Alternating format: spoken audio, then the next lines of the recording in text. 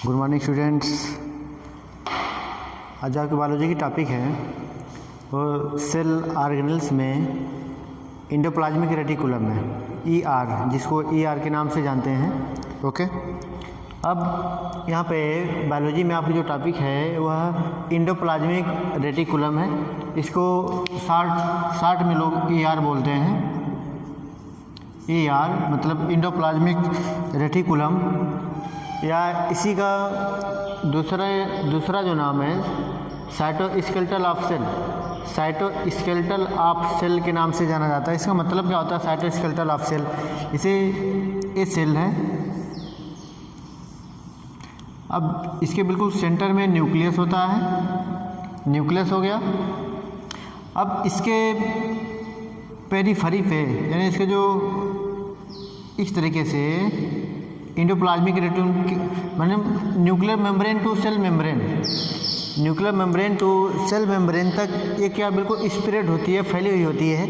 ये nuclear membrane से लगाई पेरिफेरी तक, यानी जो किनारे तक जो न्यूक्लियर मेम्ब्रेन प्रेजेंट है वहाँ तक क्या होती है, बिल्कुल इसका स्ट्रक्चर से नहीं पाया जाता है। तो इस तरीके से ये साइटोस्केलेटल में जैसे हम लोग के बॉडी में स्केलेटल्स होता है और हमारे बॉडी को एक शेप स्टेबल प्रोवाइड कराता है, उस तरीके से प्लाज्मा मेम्ब्रेन जो इंडोप्लाज्मिक रेटिकुलम है वो भी इस सेल की शेप को बनाए रहती है। ओके, तो इस तरीके से इसको साइटोस्केलेटल ऑफ सेल बोलते हैं, कंकाल, जिसको कोशिका का कंकाल बोला जाए या ओके। तो जिस तरीके से हम लोग की बॉडी में बोन्स होती हैं, हमारी बॉडी की स्केलेटल्स होती हैं, उस तरीके से सेल के अंदर साइटोस्केलेटल ऑफ सेल को ही क्या बोला जाता है, इंडोप्लाज्मिक रेटिकुलम बोला जाता है। ओके, अब ये कहाँ पाया जाता है, कैसे इसकी डिस्कवरी हुई? देखिए, फर्स्ट टाइम एक साइंटिस्ट है गार्डियन ने फर्स्ट टाइम इंडोप्लाज्मिक रेटिकुलम को देखा था और इन्होंने इसका जो नाम है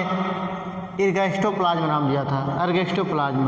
यानी फर्स्ट टाइम साइंटिस्ट जो हैं गार्डियन ने फर्स्ट टाइम इंडोप्लाज्मिक रेटिकुलम को देखा था और इसका जो नाम है एर्गोस्टोप्लाज्म नाम दिया था।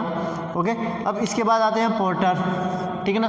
पोर्टर ने फर्स्ट टाइम इंडोप्लाज्मिक रेटिकुलम को देखा भी था और उसकी डिस्कवरी भी की और नाम ही दिया। जो इंडोप्लाज्मिक रेटिकुलम टर्म है गिवन बाय पोर्टर। ओके, यानी पोर्टर के द्वारा इंडोप्लाज्मिक रेटिकुलम नाम दिया गया है और जो डिस्कवरी है, मेन डिस्कवरर जो हैं वह केसी पोर्टर ही हैं। ओके, इंडोप्लाज्मिक रेटिकुलम के। अब देखिए, ये पाई कहाँ पे जाती है और कहाँ पे एब्सेंट्स होती है, यानी कहाँ पे प्रेजेंट्स होती है, कहाँ पे एब्सेंट्स होती है, तो इसको देखते हैं। लेकिन ये जो प्रोकैरियोट सेल्स होती हैं they are absent in prokaryotic cell, यानी they are absent in prokaryotic cell, यानी जो प्रोकैरियोटिक सेल्स होती हैं इसमें इंडोप्लाज्मिक रेटिकुलम एब्सेंट्स होती हैं। और कुछ सेल्स ह्यूमन बीइंग की हैं जिसमें RBC, human RBC, red blood corpuscles, जो ह्यूमन की रेड ब्लड कॉर्पसल्स होती है, आरबीसी होती है, वहाँ पे भी ईआर एब्सेंट होती है। यानी प्रोकैरियोट्स और यूकैरियोट्स, मेनली ये यूकैरियोट्स में प्रेजेंस होती है, लेकिन कुछ सेल एक्सेप्शन में आती है यूकैरियोटिक की, जैसे कि आ गई आरबीसी यानी रेड ब्लड कॉर्पसल्स। तो रेड ब्लड कॉर्पसल्स मैमल्स में, यानी जो मैमेलियन रेड ब्लड कॉर्पसल्स होती है उसमें इंडोप्लाज्मिक रेटिकुलम पूरी तरीके से एब्सेंट होती है, और ये प्रोकैरियोट्स में भी एब्सेंट होती है, but they are found in only eukaryotic cell. तो यूकैरियोटिक का जो एक्सेप्शन है वो आरबीसी है, जो आपको बता दिया गया। तो अब इसके कुछ मॉडिफाइड स्ट्रक्चर्स होते हैं, या कुछ जैसे सेल्स के अंदर कुछ मॉडिफाइड फंक्शन या मॉडिफाइड स्ट्रक्चर ये बनाती है, जिसमें एक आता है सर्कोप्लाज्मिक रेटिकुलम। सर्कोप्लाज्मिक रेटिकुलम, देखिए जो सर्कोप्लाज्मिक रेटिकुलम है ये प्रेजेंट्स होता है स्केलेटल मसल में, यानी sarcoplasmic reticulum presents in skeletal muscles and they secrete calcium ion, और ये कैल्शियम आयन का सिक्रेशन करता है, और calcium ion help in okay, जो कैल्शियम आयन है वह जो सेल के अंदर कंट्रिक्शन होता है, okay. They are help in contraction of the muscles, जो मसल्स के अंदर संकुचन यानी कंट्रिक्शन होता है उसमें क्या करती है, हेल्प करती है। तो होती है तो इंडोप्लाज्मिक रेटिकुलम, बस वहाँ पर नाम इसका क्या हो गया, चेंज हो गया है, जिसका नाम पड़ गया है सर्कोप्लाज्मिक रेटिकुलम। ओके, तो सर्कोप्लाज्मिक रेटिकुलम जो होता है यह स्केलेटल मसल्स में पाया जाता है, जिससे मसल्स के अंदर कंट्रिक्शन और रिलैक्सेशन होता है, क्योंकि इसका जो सेक्रेशन होता है वो कैल्शियम आयन का क्या करती है, सेक्रेशन करती है। ओके, अब बात आती है माइलॉइड बॉडी। माइलॉइड बॉडी देखिए, myeloid body presents in the retina of the eyes, जो हमारी आँख की रेटिना होती है, रेटिना, ओके, ये रेटिना प्रेजेंट्स होती है और यह फोटो रिसेप्टर होती है, यानी ये प्रकाश जो लाइट्स आती है उसको मतलब फोटो रिसेप्टर होती है। ओके, और यह हेल्प करती है, मतलब जो कलर्स होते हैं, लाइट के जो कलर्स होते हैं उसके ट्रांसपोर्ट में क्या करती है, हेल्प करती है। तो ये दो इसके मतलब मॉडिफाइड रूप हैं जिसको आप याद कर रहेंगे, यानी एक सर्कोप्लाज्मिक रेटिकुलम जो स्केलेटल मसल्स में प्रेजेंट्स होती है, एक है myeloid body. Myeloid body presents in the retina of the eye, यानी आँख की जो रेटिना होती है उसमें प्रेजेंट्स होती है। इसका काम होता है ट्रांसपोर्टेड ऑफ द लाइट या लाइट कलर्स। अब components of endoplasmic reticulum, components of endoplasmic reticulum, इसका मतलब ये है कि जो इंडोप्लाज्मिक रेटिकुलम किन चीज़ों से मिलके बनी होती है। They are mainly 3 components of the endoplasmic reticulum. First है सिस्टर्नी, सेकेंड है वेसिकल, थर्ड है ट्यूब्यूल्स, यानी 3 कंपोनेंट से मिलके इंडोप्लाज्मिक रेटिकुलम का फॉर्मेशन होता है, और जिसमें पहला क्या है, सिस्टर्नी है, सेकेंड है वेसिकल्स और थर्ड है ट्यूब्यूल्स। ओके, तो ये 3 कंपोनेंट से मिलके इंडोप्लाज्मिक रेटिकुलम का क्या होता है, फॉर्मेशन होता है। पहला समझते हैं सिस्टर्नी। देखिए सिस्टर्नी क्या होता है, बिल्कुल दे आर अनब्रांच्ड स्ट्रक्चर, ये बिल्कुल अनब्रांच होता है, मतलब अशाखित होता है। दीज आर अनब्रांच्ड, ये बिल्कुल अनब्रांच होता है, देखिए बिल्कुल अनब्रांच्ड है। ओके, और ribosome presents on the cisternae surface, जो सिस्टर्नी का सरफेस होता है इस पे राइबोसोम क्या होते हैं, प्रेजेंट्स। देखिए यहाँ पे राइबोसोम प्रेजेंट्स हैं। यदि राइबोसोम इस पे प्रेजेंट्स रहेंगे तो इसका जो सरफेस होगा रफ होगा, रफ यानी खुरदरा होगा। ओके, तो यहाँ पे जो इसका सरफेस है वो बिल्कुल कैसा होगा, रफ होगा, because presents of the ribosome on their surface, इसके सरफेस पे राइबोसोम प्रेजेंट्स होता है, इसलिए इसका सरफेस कैसा होगा, रफ होगा। और यह बिल्कुल न्यूक्लियर मेम्ब्रेन के पास पाई जाती है। They are found near the nuclear membrane, ये बिल्कुल जैसे न्यूक्लियस है, ये सेल है, सेल के बीच में न्यूक्लियस है, और ये प्लाज्मा मेम्ब्रेन है, ये न्यूक्लियर मेम्ब्रेन है। ये न्यूक्लियस हो गया, ये प्लाज्मा मेम्ब्रेन हो गई, तो they are presents near the nuclear membrane, ये न्यूक्लियर मेम्ब्रेन के पास क्या हो जाती है, प्रेजेंट्स होती है। अब इसके बाद आते हैं वेसिकल्स। वेसिकल्स, ओके, वेसिकल्स को पुटिका बोलते हैं। They are oval and rounded shape, ये बिल्कुल अंडाकार या गोलाकार शेप की होती है, आकार की होती है। Okay, they are storage part, यानी जो इंडोप्लाज्मिक रेटिकुलम में कोई चीज़ स्टोर की जाती है, जैसे हार्मोन्स हो गया, ग्लाइकोलिपिड्स हो गई, ओके, ग्लाइकोजन हो गया, तो स्टोरेज पार्ट इसका कौन सा होता है, वेसिकल्स होता है। यानी वेसिकल्स क्या होती है, यह इसका स्टोरेज पार्ट। देखिए वेसिकल्स जो है यह फ्रेगमोप्लास्ट के बनने में भी हेल्प करती है। They are help in phragmoplast during cell division and formation of cell wall, यानी जब कोई सेल डिवीजन होता है तो जो उसमें सेल प्लेट बनता है, ओके, तो वहाँ पे भी ये फ्रेगमोप्लास्ट का फॉर्मेशन करती है वेसिकल्स। आओ, ओके। अब जो थर्ड है tubules. Tubules are the branch structure of the endoplasmic reticulum, ये बिल्कुल ब्रांच स्ट्रक्चर, देखिए इसमें ब्रांच यानी शाखित है। ओके, और राइबोसोम इस पे एब्सेंट्स होते हैं, यानी ribosome are absent on the surface of tubules, ठीक ना। सो दे आर स्मूथ, यदि राइबोसोम यहाँ पे एब्सेंट है तो इसका स्ट्रक्चर कैसा होगा, बिल्कुल स्मूथ होगा। ओके, और they are found in near the plasma membrane, यह प्लाज्मा मेम्ब्रेन के पास पाई जाती है। यानी जो ट्यूब्यूल्स जो इसका थर्ड पार्ट्स है वह प्लाज्मा मेम्ब्रेन के क्या होती है, पास में पाई जाती है। ओके, अब टाइप्स ऑफ इंडोप्लाज्मिक रेटिकुलम। देखिए presence of the ribosome, presence of the ribosome endoplasmic reticulum are mainly 2 types, यानी राइबोसोम के प्रेजेंस और एब्सेंस के बेस पे इंडोप्लाज्मिक रेटिकुलम मेनली कितनी टाइप्स की होती हैं? 2 टाइप्स की होती हैं। ओके, फर्स्ट है RER और सेकेंड है SER। RER का पूरा फुल फॉर्म होता है rough, R for rough, E for endoplasmic reticulum, R for reticulum. तो 2 टाइप्स की होती हैं। और SER का मतलब हो गया स्मूथ यानी मुलायम, हो गया सॉफ्ट। तो they are found near the nucleus. जो RER होती है यह न्यूक्लियस के समीप पाई जाती है, न्यूक्लियर मेम्ब्रेन के समीप पाई जाती है। और दी आर स्टेबल स्ट्रक्चर, और एक स्टेबल स्ट्रक्चर्स होती है इसका, यह एक स्टेबल स्ट्रक्चर है, यानी एक स्थिर संरचना होती है।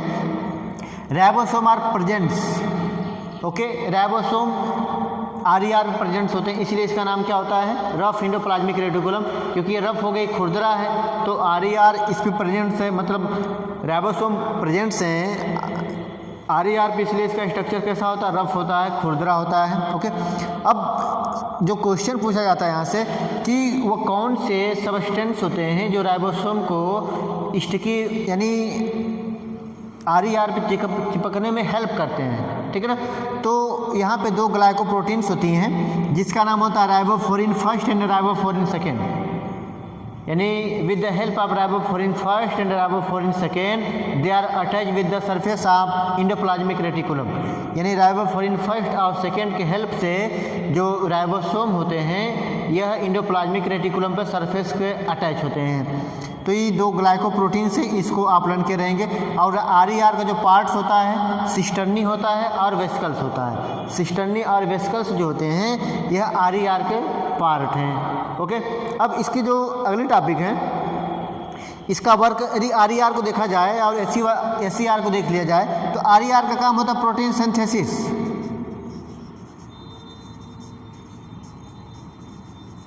They are help in protein synthesis because they have ribosome, और ribosome also known as the protein factory, क्योंकि इसके पास राइबोसोम्स होते हैं और राइबोसोम प्रोटीन की फैक्ट्री होती है, प्रोटीन की फैक्ट्री बोला जाता है। तो इस बेस पे प्रोटीन की सिंथेसिस कौन करेगा? RER करेगा, क्योंकि इसके पास क्या है? राइबोसोम्स होते हैं। ओके, तो जो प्रोटीन सिंथेसिस की जो सेल्स होती हैं जहाँ प्रोटीन सिंथेसिस होता है उस सेल्स में RER प्रेजेंस होता है। अब आते हैं SER पे, they are found near the cell membrane. ये वाला जो हिस्सा होता है यानी जो स्मूथ होता है जिस पे राइबोसोम ऑप्शंस होते हैं, ये बिल्कुल नियर द सेल मेम्ब्रेन के पास, यानी ये बिल्कुल जो सेल या प्लाज्मा मेम्ब्रेन कहा जाए या सेल मेम्ब्रेन कहा जाए उसके समीप पाई जाती है। दे आर नॉट स्टेबल, ये इसका जो स्ट्रक्चर्स होता है स्टेबल नहीं होता है, नॉन स्टेबल है। और ये इसमें राइबोसोम क्या होते हैं? एब्सेंट्स होते हैं। Ribosome are absent on the surface of the SER की सरफेस जो होती है वहाँ पे राइबोसोम एब्सेंट्स होते हैं, इसलिए जो इसका सरफेस होता है बिल्कुल स्मूथ होता है, मुलायम होता है। अब इसमें इसका जो स्ट्रक्चर ट्यूब्यूल्स है, यहाँ पे 2 स्ट्रक्चर से RER बनती है, सिस्टर्नी और वेसिकल्स, जो भी आपको बताएं, और इसका जो स्ट्रक्चर्स होता है ट्यूब्यूल्स होता है। ओके, अब इसके यदि अब इनका फंक्शन क्या होता है? देखिए SER को यदि समझा जाए तो इसमें क्या है? ट्यूब्यूल्स है, और ट्यूब्यूल्स का वर्क क्या था? Tubules they are branch ribosome absent near the cell membrane. यह क्या होता है? ब्रांच, ट्यूब्यूल्स जो है ब्रांच स्ट्रक्चर है और they are found near the cell membrane, और यह सेल मेम्ब्रेन के क्या होता है? पास पाए जाते हैं। तो इनका वर्क क्या होता है? ग्लाइकोजन एंड लाइपोप्रोटीन, जो ग्लाइकोजन होता है और लाइपोप्रोटीन्स होता है, ठीक है ना, ये बिल्कुल उसको मेटाबॉलिकली यूज करती है, या मेटाबॉलिक जो ग्लाइकोप्रोटीन को और जो ग्लाइकोजन होते हैं इनको मेटाबॉलिकली क्या करती है? उसमें हेल्प करती है, यानी उनके उपापचय या ये बोला जाए कि उनको तोड़ने बनाने में इसका क्या होता है? ये हेल्प करती है।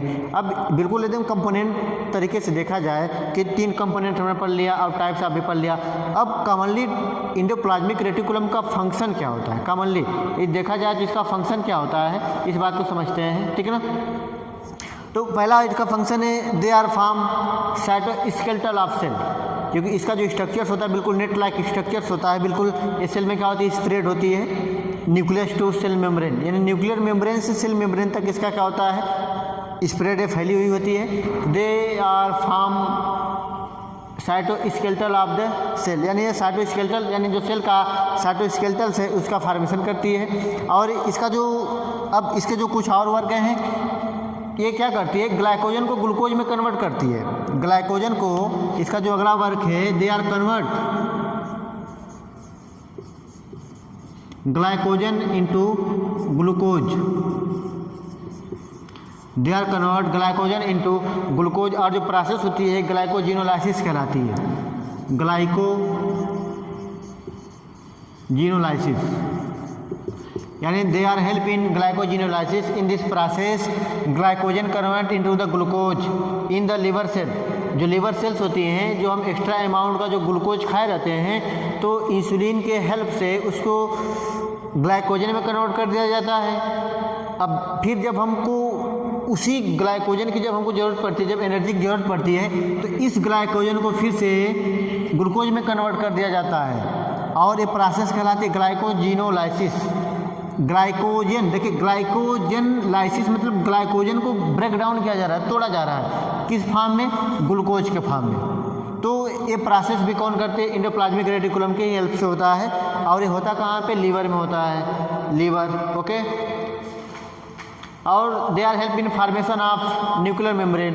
ये न्यूक्लियर मेम्ब्रेन के फार्मेशन में भी क्या करती है, हेल्प करती हैं, क्योंकि इनका जो वर्क होता है SCR वाले, इधर वाले का SCR, क्योंकि इधर के देखिए प्रोटीन से बना ही रही है, जितने भी मेम्ब्रेन्स होते हैं इनमें बनने में हेल्प करेंगी, क्योंकि इनके पास प्रोटीन भी बनती है और लिपिड भी बनती हैं, यानी सिंथेसिस में भी इनका वर्क होता है, लिपिड सिंथेसिस या ग्लाइकोप्रोटीन सिंथेसिस या प्रोटीन सिंथेसिस।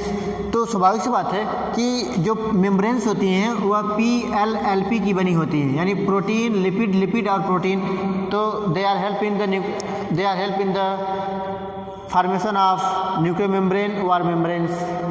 तो यहाँ पे भी इनका हेल्प होता है, प्रोटीन सिंथेसिस में हेल्प करती है, ग्लाइकोजन में भी ये हेल्प करती हैं। और इनका वर्क सर्कोप्लाज्मिक रेटिकुलम हमने बताया था, जो सर्कोप्लाज्मिक रेटिकुलम होता है उसका वर्क ये होता है कि जो स्केलेटल मसल्स होती हैं, जो हमारी मसल्स स्केलेटल मसल्स हैं, इनमें कंट्रिक्शन कराना, कंट्रिक्शन और रिलैक्सेशन, क्योंकि इनका सेक्रेशन जो होता है वह एंडोप्लाज्मिक रेटिकुलम में कैल्शियम आयन का सेक्रेशन होता है। तो इस तरीके से ये हेल्प करती हैं सेक्रेशन में, कंट्रिक्शन में, ओके।